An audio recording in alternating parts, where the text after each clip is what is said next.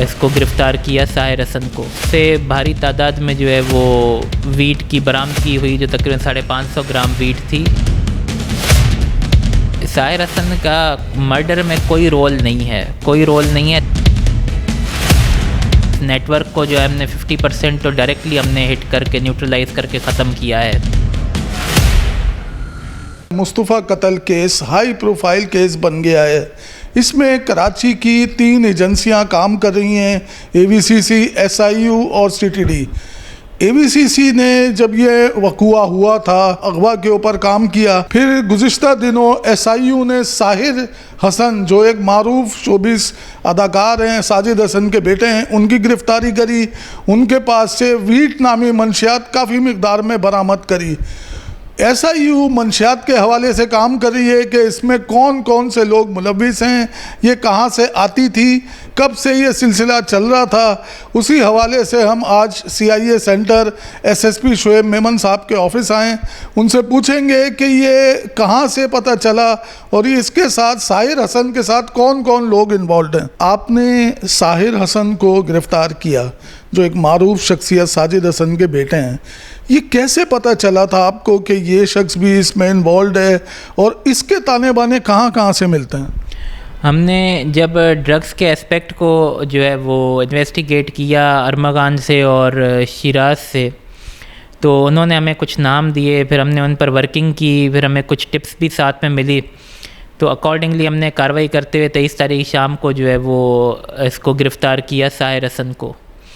دوران گرفتاری اس سے بھاری تعداد میں جو ہے وہ ویٹ کی برآمدگی ہوئی جو تقریباً 550 گرام ویٹ تھی. ایک بیگ میں برآمدگی ہوئی اس کی. انٹروگیشن کے دوران اس نے بتایا کہ یہ ویٹ جو ہے اس کو اسلام آباد سے جو ہے یایا اور بازل نام کے شخص نے جو ہے وہ بھیجی ہے، اور آگے بھی انہوں نے کچھ نام ریویل کیے جن کو یہ آگے بیچتے تھے.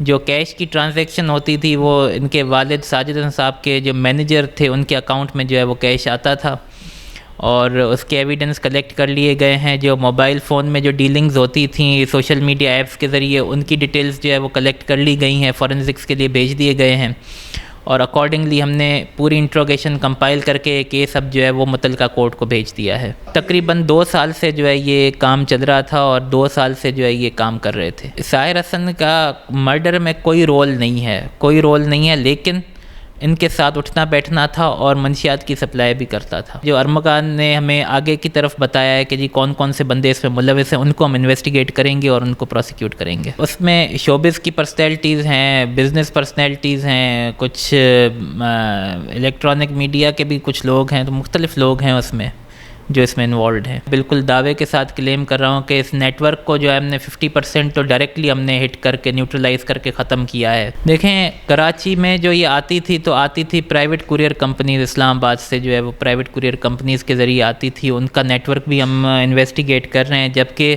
جو باہر سے یہ اسلام آباد آئی ہے تو وہ جیسے وہ گرفتاریاں ہوں گی ان 2 اشخاص کی، تو پھر ہمیں فردر پتہ لگے گا کہ اس نیکسس میں اور کون کون شامل ہیں. جی ناظرین، جیسا کہ آپ نے دیکھا SSP SIU شعیب میمن کا بھی یہی کہنا ہے.